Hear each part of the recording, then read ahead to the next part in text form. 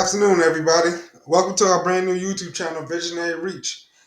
Today's topic, we will be covering motherhood and the importance of it within the Black and Brown community, but also the importance of motherhood in general. Motherhood is an essential and valuable role in society. Mothers play a crucial role in their children's lives, providing love, support, and care. A mother's presence in a child's life can have a significant impact on their emotional and mental well-being. In addition, mothers are often the primary caregivers, and their role in raising children is instrumental in shaping their future success and development. Motherhood is a challenging yet rewarding journey that requires patience, dedication, and sacrifice. It is a role that should be celebrated and valued within our society.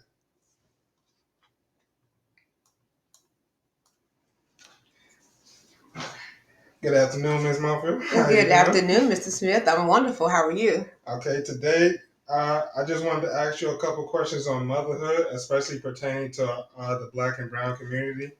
And the first question I would like to ask you today is describe how important it is for mothers to be in their children's life, especially within our community. It's in general, it is important for a mother to be in their child life because it goes back to nurturing. No one could. It's like the little cub, the wolf and their little cub. You're the first one that that connection prior to them even being born. And as they're born, you already have an instant connection, and they can't even talk or walk or anything. It's already an automatic bond that is developed, and it continues to grow. And that need for that nurturing beyond just love and material things is just the understanding of how precious that being is. And as a mother, I find it like there's no one could compare to that relationship that mother has to that child. So it's very key. It's very, very important. Thank you. You're welcome. Question number two I have for you today. Do you feel like there is a negative stigma attached to motherhood in general? And I want to apologize, Mr. Smith, because I did not answer all of your first question. As a black mother, it's even more uh, is it even more key because you have to begin to teach um, parts of the negatively communities that we live in this world to an innocent being. By the time they're 3 and 4 and 5, we're already having to tell them to what they have to be careful of. Whereas other mothers, they don't have to have them conversations that black mothers have to have. What to look out for, what to do when they're dealing with the police, what to do if someone is staring at you wrong or tell or calls you out your name, and it's just more apt to happen to young black children than any other race, and brown children as well. So the mother of a black mother, that is something that you have to have those conversations at an early age, and it's unnecessary but necessary at the same time. Okay, thank you for going back and actually Absolutely. answering that. Okay, Absolutely. question number. Good afternoon, Ms. Thomasina. I'd like to thank you for participating in my interview for motherhood on the importance of motherhood, and we shall begin. Okay. Okay, first question. Describe how important it is for mothers to be in their children's life, especially within the Black and Brown community. Yes, it's very important. I think it starts at the beginning of birth, how you nurture that child. And it's not only nurturing, it's like you're actually beginning to teach them different stuff. Even though they're not verbally able to, to my perspective, I think when you're speaking to children or when they're infants, they can still kind of pretty much feel the love and compassion that you're giving them. And that's the time that you form that bond. I think that's the beginning stage. Because if you miss that beginning stage of bonding with your child, then you could have problems as they progress through their from childhood on up to their adulthood. Okay. Uh, we done? Yes. Okay. Thank you. The great answer. Black motherhood is a complex and multifaceted experience. It encompasses love, joy, and pride, but also challenges, struggles, and discrimination. Black mothers face unique obstacles such as high rates of maternal mortality and morbidity, the racial wealth gap, and the systematic racism that permeates American society. Despite these challenges, black mothers have shown remarkable resilience, strength, and determination in raising their children and building their communities. They have been at the forefront of the social justice movement, advocating for their children's rights and fighting for a more equitable and just world. Black motherhood is a powerful force that deserves recognition, respect, and support. At the same time. Okay, thank you for going back and actually Absolutely. answering that. Okay, Absolutely. question number two: do you feel like there is a negative stigma attached to motherhood in general? What do you mean, far as a negative stigma? Can you? Do people well, recently in our times, I see a lot of people saying that they may not need their mother, they may not need their father, and they kind of look down on motherhood. I see some psychologists say mothers aren't needed to raise their children and stuff like that, and I just didn't agree with any of that. So I felt like there was a negative stigma building around motherhood in general. Well, the world is changing dramatically, drastically, and to where my generation we had latchkey kids, is because the parents had to go to work. Now we have social media kids where they learn everything from YouTube and Google and Snapchat and TikTok and all of that. And a lot of those generations, those raising those generations think that's okay when it's not, and those children that are product of that generation feel like that's all they need to, like all they need to know, they don't need a parent. So it's kind of on both sides. The parents and the receiver, the child, are beginning to have these conversations where they feel like they're dependent. But in reality, when they do get out there, they realize that no, even at 30 years old, if your parents are alive, you have a relationship, you need them for something. We all need something, no matter our age. You need your parent for something and whatnot. Now, if they have their relationship, that's a whole different situation, depending on what their relationship is. But you need that. That's like another best friend, you know. I mean, you know what I'm saying? So yeah. Okay, So thank you. there is some stigmas around there, but I think because we live off of social media so much, that in television and YouTube and stuff like that, that we've lost what it really means about parenting and that parent and child relationship, and why it is so key. Okay, thank you. Great answer. Question number Okay, I'm three. sorry. Okay, thank you. The great answer. Question number two. Do you feel like there's a negative stigma attached to motherhood in general? And if you need an explanation, I can explain what I mean. Yeah, I think it depends. Probably get it more in our community, but I think within our community, remember now, I'm the '60s child, so my thinking, even I'm a '60s child, my kids are still in that generation, millennials, because I Yeah. started late.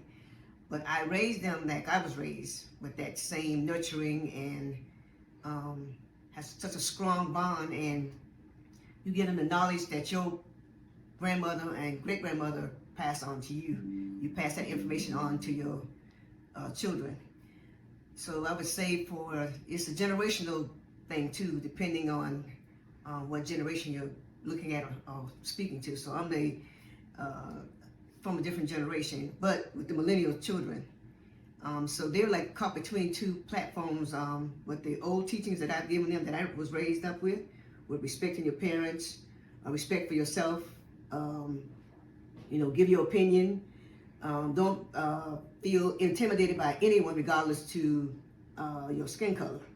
And regardless of your own skin color, always have that positivity within yourself to be able to reach your goal, and letting them know that no one can stop you from doing what you want to do, only you can. And always, my perspective is keep God first in everything you do, and seek His wisdom and knowledge. And my mom always taught me that each morning get up and read that 23rd Psalm, and that kind of opens up that gateway for things to kind of maybe be a little bit smoother for you. So I kind of pass that on to my children. Okay. Thank you. Well, Community and parenting are two things that go hand in hand. Being part of a community can provide support, guidance, and resources for parents to raise happy and healthy children.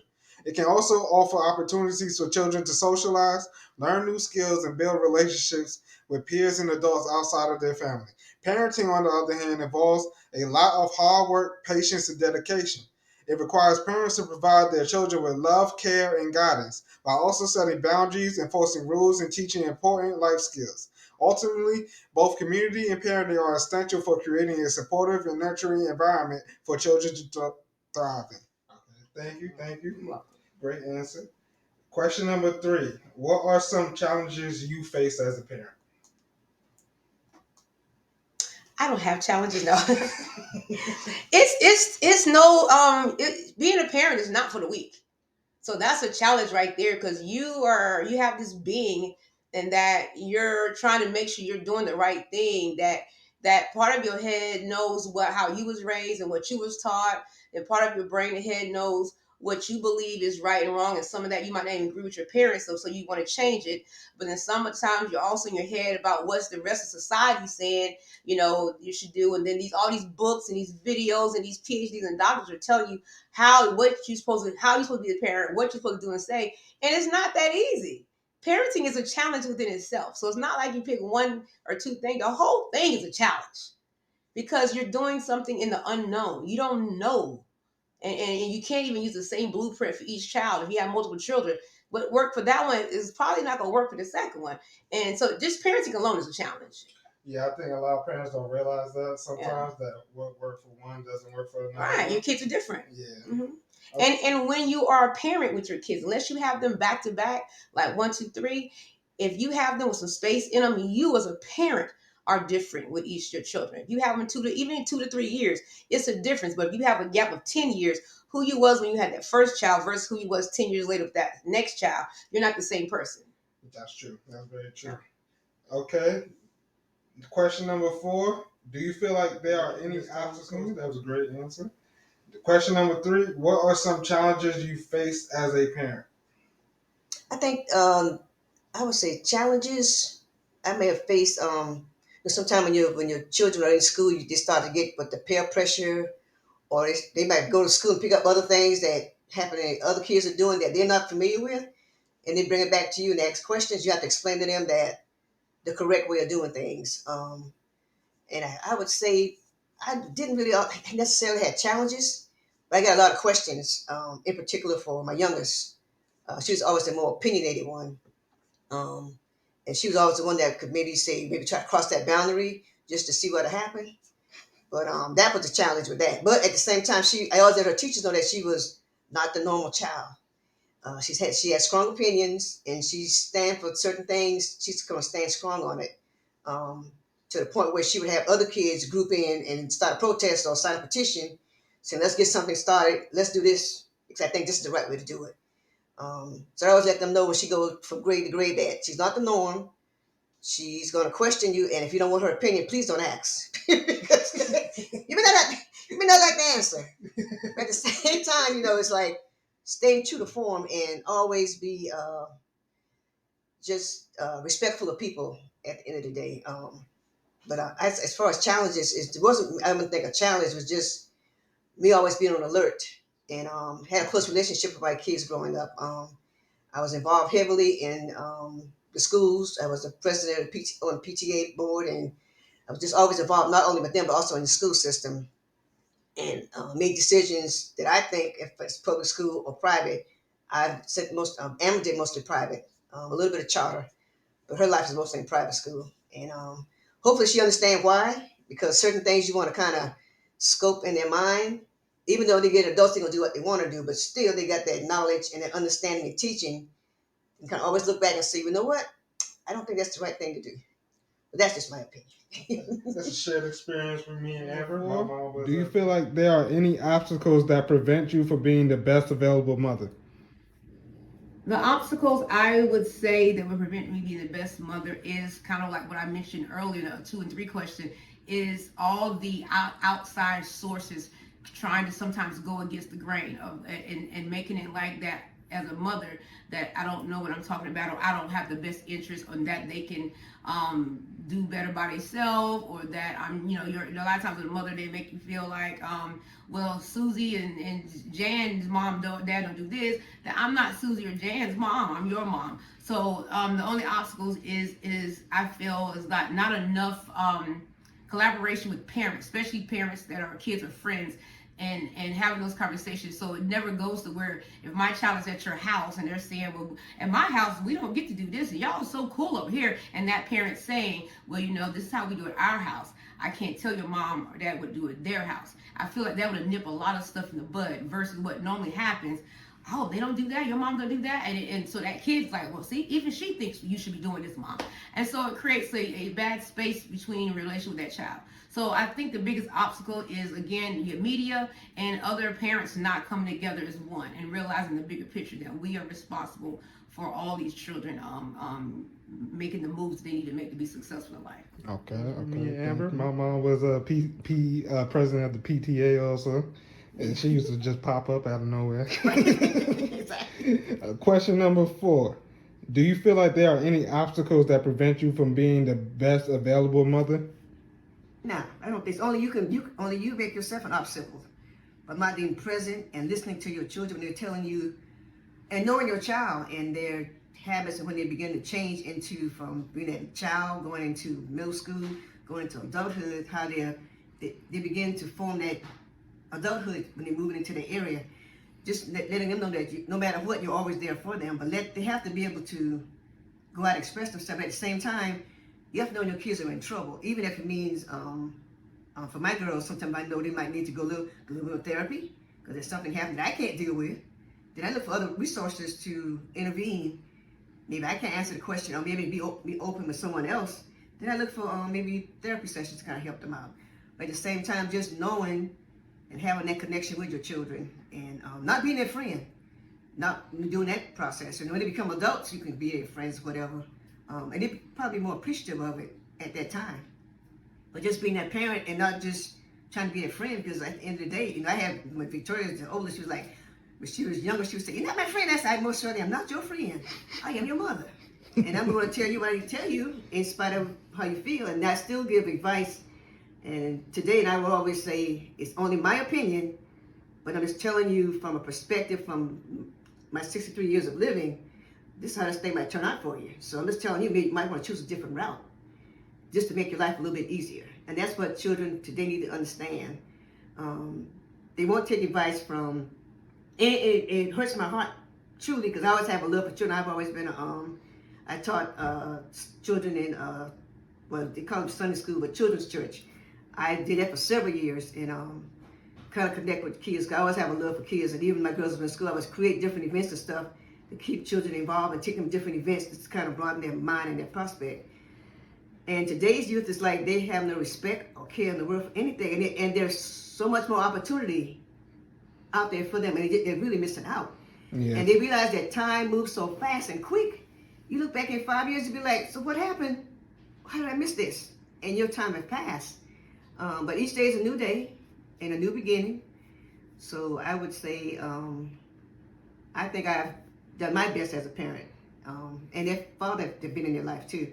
But I've been more of the nurturer, the one that gave them directions and directives on which way to go. Okay. But at the end of the day, they made their decision because they're living their life now. Sometimes they still come back and ask for advice. And I try to give the advice possible that I can. Okay. And the last question I have. And question number 5, what important advice would you give to other mothers or younger mothers who may be in need? First of all, again, it's not for the weak. It's not a fashion statement. It's not going to keep that man or get that man. If you are a mother, regardless if you have support from anyone, that is your responsibility. Okay. Yes, 2 people made that baby, but as a mother, you need to make sure your focus is not about anything else, but making sure you do the best you can, and whatever that looks like, and not beat yourself up about it. If you can't get that Xbox for Christmas, guess what? You got to pay rent to keep a roof over their head and food in their stomach. If you can't get the Xbox, you just can't get it. You can't get the new Jordans, you just can't get it. Realizing that every day you're getting up and trying your best to provide for your child and finding out a way to have that communication. Yeah, they may stomp off still mad, but hopefully and prayerfully that one day as they get older, they realize what you're doing. You was providing for them with what you had, but you was also setting them up for the future day. We don't always get what we want. I can name many times I haven't got what I want. I got what I needed and whatnot, but not always what I wanted, or not even when I maybe got it, but not when I wanted it. So stop as mothers, especially young mothers. Don't beat yourself up. You can't do everything you see in these movies, how they have this 20 presents under the tree for Christmas, or these massive birthday parties and whatnot. You can't do that. If all you can do is a slice of cake, and sing happy birthday with a candle on it, you succeeded as a mother. Don't beat yourself up. Don't try to live somebody else's life. Live your life for your child and whatnot. Don't let nobody in the school system especially make you feel lesser because you are a young mother, because I experienced that. Because you come in as a young mother, they automatically think you're an idiot. No, I'm not an idiot. If you think I'm an idiot, that's fine, but you will not treat me like an idiot. But more importantly, you will not treat me like an idiot in front of my child, because I am their mother. their responsibility. So don't let people get in your head that way and make you feel less than you are because of your age, because that's BS. And yeah, just get up every day and do your best. Love yourself, because when you love yourself, you're going to do a better job loving your child. It's hard for you to really show love and give love to your child like you need to get them ready for the world if you are not loving yourself. And it could be because of the relationship didn't work. And you could be married and still be going through the same things I'm talking about. Young mother, whether you're married, engaged, single, divorced, it doesn't matter. Just love yourself, and then you have and realize that there's no book. They can write 50 million books, but they can't tell you this. They can't. So yeah. Okay. Last question I have for you today is: what important advice would you give to other mothers or younger mothers who may be in need? I would say to younger mothers, don't be so quick to have children. It's not the utmost thing that your most important thing in your life. I would hope not. But to take a step back and focus on what do you want to do. Now, if you happen to get pregnant, then I understand that, and you have the child. But don't make it a habit. Say I have to have a child to please a man, or that shouldn't be the most important thing in your life. Because children, to me, it's a big. It's not something. The baby's not a toy. First of all, it's a big responsibility. And most of the time, the kids are the one that suffer. I've seen it too many times. Like the children are the one that suffer. It shouldn't be that way. So I would say focus on what you can do for you, as far as to creating a career or whatever your decision may be, to make your life better before you decide to bring a child into it. And just be, able to take advice from different people. And my thing is, when somebody's telling you something, you don't have to take it all. But take out the parts that you want, and the parts that you don't want, leave it on the table. But at the end of the day, just be more receptive of older people trying to give you advice. Not saying that's the old way. Not the old way is still a good way. That's just my opinion. Okay. Thank you, Ms. Thomasina. Thank you for participating in this interview, and we appreciate you.